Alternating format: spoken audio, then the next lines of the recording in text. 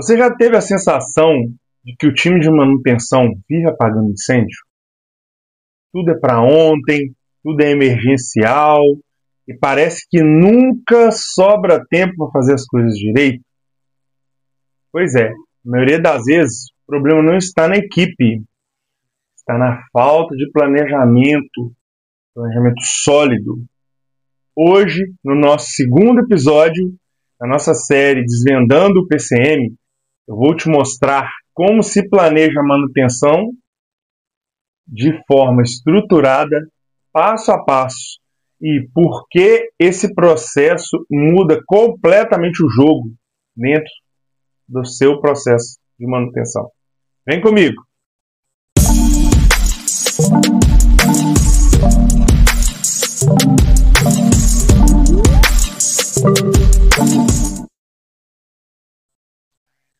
Sejam todos muito bem-vindos ao canal Nos Trilhos com Marcelo Wilson. E hoje, com muito orgulho e muita satisfação, eu venho trazer para vocês o segundo episódio da nossa série Desvendando o PCM. Hoje nós vamos falar o que é o planejamento, é a letra P da sigla PCM. Então, numa definição mais detalhada, pessoal, já direto ao ponto, sem muita enrolação, sem mais delongas, vamos ao ponto. Planejar é muito mais do que marcar datas e colocar tarefas em um calendário. Você ali, vou fazer isso, fazer aquilo. Planejar, gente, é decidir o que será feito, quando, como, com que recurso e, principalmente, por quê. É aí que está o X da questão. Por quê? Gente, um bom planejamento, ele antecipa falhas. Ele define prioridades baseadas em risco, impacto operacional. Não tem achismo, não tem lugar para achismo quando se planeja. E é aí que se ganha o jogo. O planejamento, ele nasce no chão de fábrica, lá na via, lá no pátio, lá no chão de fábrica. Ele vem através das inspeções, das medições, das observações técnicas, da conversa de quem está ali em campo executando. Não tem achismo. Pensa no planejamento como se fosse a ponte entre o diagnóstico e a ação. Sem essa ponte, a manutenção vira improviso. É feita ali, que lado que o vento está soprando. Mas com o planejamento, não. Vira engenharia estratégica. Vira gestão de ativos. Vira estratégia de manutenção. Por exemplo, vamos pegar na área médica. Cirurgia. Está muito em voga aqui em casa esse tema, mas vamos lá.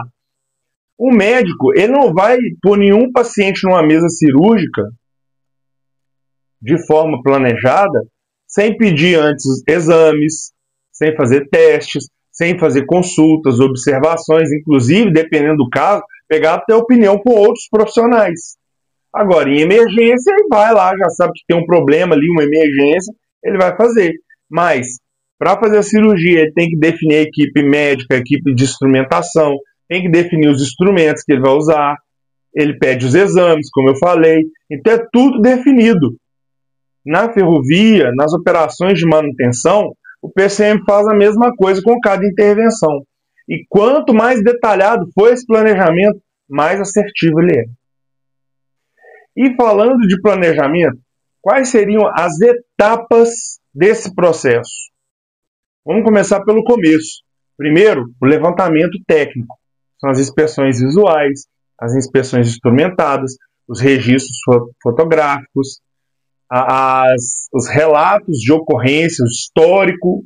Por isso é muito importante, né, o sistema informatizado, os nossos queridos ERPs. Então, o uso de tecnologia, inspeção por drone, sensores, instrumentação. No caso da via permanente, por exemplo, os carros instrumentados, carro controle, carro de ultrassom. São todos levantamentos técnicos que vão compor uma parte importantíssima da etapa de planejamento. Logo depois feito esse levantamento, vamos partir para a segunda etapa, que é a classificação das falhas. Como que é feita essa classificação? Priorização por risco, né? segurança, operação, custo. Pode-se usar matriz de criticidade, então colocar esse banco de dados, essas anomalias detectadas com criticidade alta, média, baixa, e nós temos desde ferramentas aí usadas em Excel, GUT, né, gravidade, urgência e tendência, até softwares extremamente avançados com algoritmos complexos que fazem essa priorização, dependendo da operação, do nível de criticidade e risco, né? Análise de probabilidade, análise de impacto. Então, tem N formas de se fazer a classificação das falhas. Uma vez feita essa organização, vai ter que se organizar um plano. Como que é isso? Eu tenho ali um banco de dados imenso. Eu posso pôr isso tudo e fazer, por exemplo, na etapa de orçamento, um plano anual. E nesse plano anual, eu desdobro ele para 12 ou menos planos mensais. E esse plano mensal eu distribuo para planos semanais. E no plano semanal eu coloco a manutenção de forma detalhada. Na semana XPTO, na semana retrasada, deixamos de fazer porque teve uma emergência. Eu falei isso no vídeo de ontem. A gente pode pegar ele e escalonar ele para um outro plano, ou quando voltar lá, ou para uma manutenção por oportunidade. Então é sempre importante que se tenha um plano organizado, mesmo que não seja nesse nível de detalhe. Tem operações, empresas, que optam simplesmente pelo plano mensal e semanal, desdobrado semanal, outras somente no semanal, faz com 15 dias de antecedência, ou com uma semana de antecedência. Então, assim, é importante que se tenha um plano. Feito o plano, né? Feito os levantamentos, classificadas as falhas, definido o plano, está ali planejado lá. Vem a próxima fase, definição dos recursos. Quais são os principais recursos que a gente precisa para uma atividade de manutenção, seja ela qual for? Via de regra, o que a gente vai precisar? Primeiro, pessoas, equipe. Então tem que saber a quantidade da equipe em detrimento do tamanho do serviço, do grau de complexidade, do tempo que vai estar disponível ali. E vou precisar também saber da especialidade. Não adianta nada eu mandar um eletricista fazer um serviço de mecânico, ou mandar um topógrafo fazer um serviço de eletrotécnico. Então eu tenho que saber a especialidade. Não adianta nada eu mandar um pedreiro fazer o serviço de um marceneiro, ou um borracheiro fazer um serviço de um vidraceiro. Então eu tenho que saber a especialidade. Logo depois que eu tenho que saber os materiais. Então, beleza, o que eu vou fazer ali? Eu vou fazer um ajuste numa máquina de chave. Vou precisar de tal parafuso, vou precisar de tal óleo lubrificante, eu vou precisar de estopa, eu vou precisar de tal chave, que é ela que combina ali, que tem a bitola ali da porta, que eu vou ter que apertar, que eu vou ter que afrouxar, para fazer a regulagem. Eu vou precisar de um multímetro, enfim. Né? Vou trocar dormente. Qual o tipo de fixação? Qual a matriz de dormente? Como que eu vou transportar materiais? Muito importante. Depois, equipamentos. Já sei o pessoal que vai, o serviço que é para fazer, os seus materiais. Eu tenho que ter os equipamentos apropriados para aquela operação, aquela atividade. Então, vamos lá. Dormente de concreto, não adianta levar na mão, vai ter que ter um guindaste lá, uma empilhadeira, uma pá carregadeira, uma reta escavadeira, vai ter que ter um equipamento. Quantos quilos pesa esse dormente? Eu vou ter que ter uma cinta apropriada. Não adianta levar uma cinta superdimensionada, correr o risco de estragar uma ferramenta cara para carregar um dormente de 100 quilos. Eu levo uma cinta de 1 tonelada. Mas também eu não posso levar uma de 80 quilos, que ela pode arrebentar e machucar alguém. Então eu tenho que ter os equipamentos certos. Fixação lá é fixação elástica, clipe. Não adianta nada eu levar um sacador de fast clip, não vai pegar, eu vou ter que improvisar, corro o risco de acidente, corro o risco de improdutividade. O lastro lá está comatado, tem que levar picareta, não adianta, eu não vou conseguir tirar o lastro só no gadanho.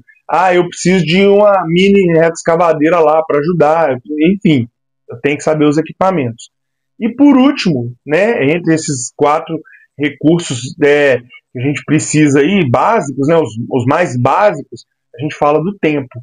É a janela de manutenção, o que eu vou parar, quando eu vou parar, qual a melhor oportunidade, quanto tempo eu preciso, quanto tempo eu tenho disponível, eu vou fazer ela em duas etapas, qual a minha estratégia, tudo em função do tempo. Então, imagina aqui, né, vou dar um exemplo aqui na via permanente.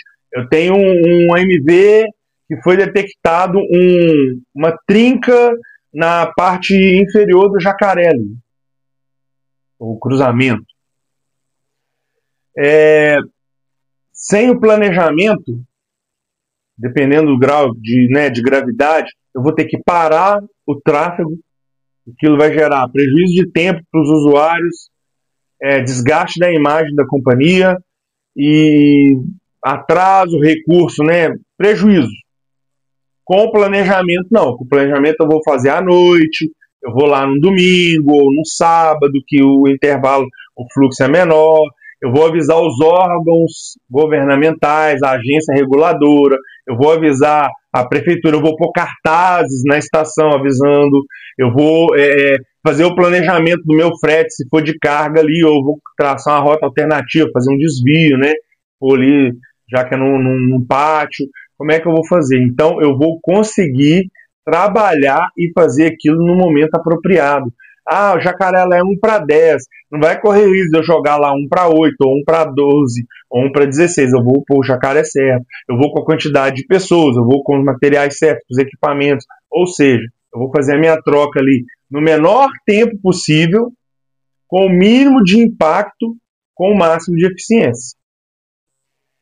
E falando aqui, né, de todos esses passos, toda essa ciência, né, do planejamento, quais são os erros mais comuns, né, e algumas dicas práticas também.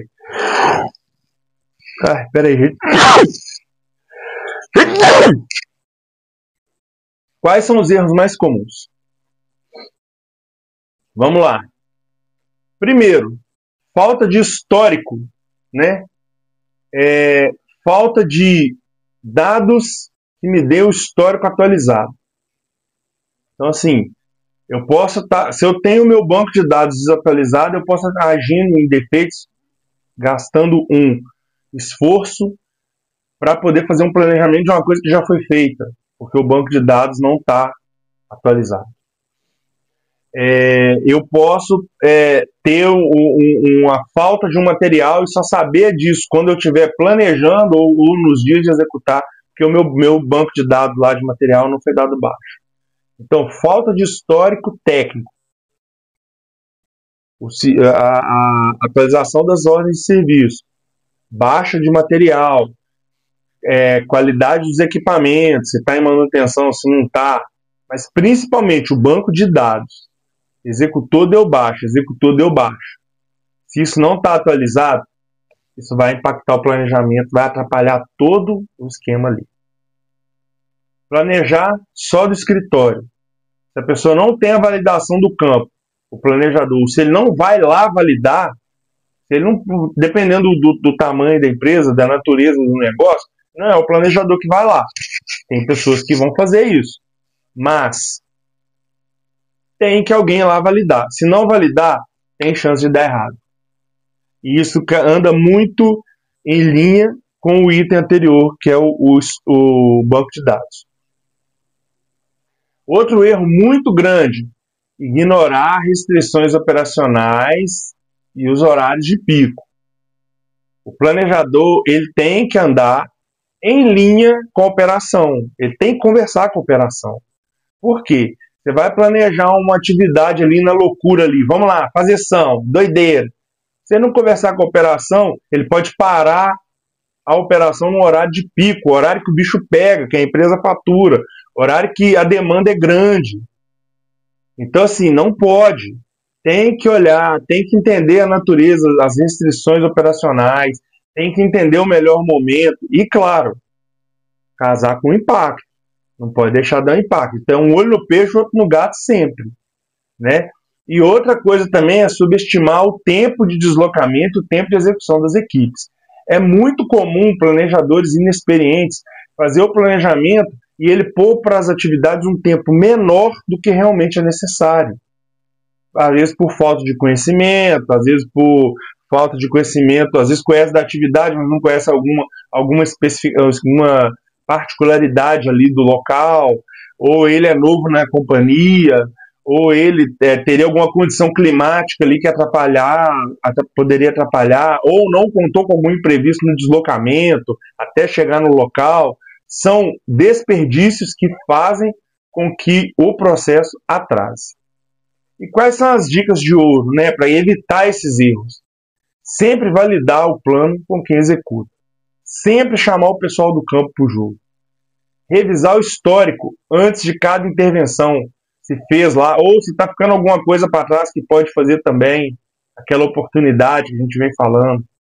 Criar checklist, se não houver. Sempre fazer um checklist. Sempre bater em cima para não esquecer recursos, para não esquecer ferramentas, para não deixar nenhum detalhe passar. E ter planos alternativos para emergências inesperadas. O PCM, gente, tem que ter o plano B. Ele tem que estar ali em linha, por isso que ele tem que estar em linha com o campo. Ele tem que saber onde que está pegando, onde que são os pontos de fragilidade e o que ele pode fazer num momento ali do inesperado. Tanto se uma rota alternativa, deu um erro inesperado aqui, eu não vou poder executar essa parada aqui. Mas eu tenho um outro ponto ali, ó, que eu posso direcionar a equipe, eu não posso deixar a equipe parada. Aconteceu um fato aqui na operação, não vai dar para parar não. Beleza, então vamos pegar a equipe e tem sempre ali, ó, a carta na manga. Do mesmo jeito que tem um veículo aqui que estava destinado para essa intervenção e ele quebrou. Não, mas tem o outro recurso aqui, então tem que estar trabalhando sempre com o imprevisto, trabalhando sempre com o improvável. E sempre ter uma carta na manga, ter o domínio do processo, ter o processo na mão, como diz meu grande amigo. E assim, né, gente? Quem planeja do escritório sem ouvir o campo, está construindo no escuro, está brincando com a sorte e jogando com o inesperado. Pois é, pessoal, agora que todo mundo já entendeu, né, o que é o planejamento e como ele é estruturado, no próximo episódio nós vamos dar mais um passo. Nosso próximo passo é ser transformar esse plano em programação e execução do campo, sem atropelar a operação, sem deixar nada para trás. Nós estamos avançando, vamos chegar no meio da nossa série e está muito legal. Eu quero que todos vocês deixem aqui os comentários e falem para mim o que vocês estão achando, o que vocês estão entendendo, o que está mais impactando vocês, qual a informação aí que está sendo mais útil e vamos junto. Então eu conto com o comentário de vocês, curta, tá? Eu peço que compartilhe também com os amigos, com os colegas que precisam entender melhor aí o que é o PCM, porque nós vamos fazer no próximo vídeo, mostrar a hora em que o papel se transforma em ação. Então tá imperdível, pessoal. Vamos junto, conto com vocês. Mais uma vez, curta, compartilhe e vamos junto aí, porque aqui o conhecimento anda nos trilhos. Um grande abraço e até mais. Até amanhã.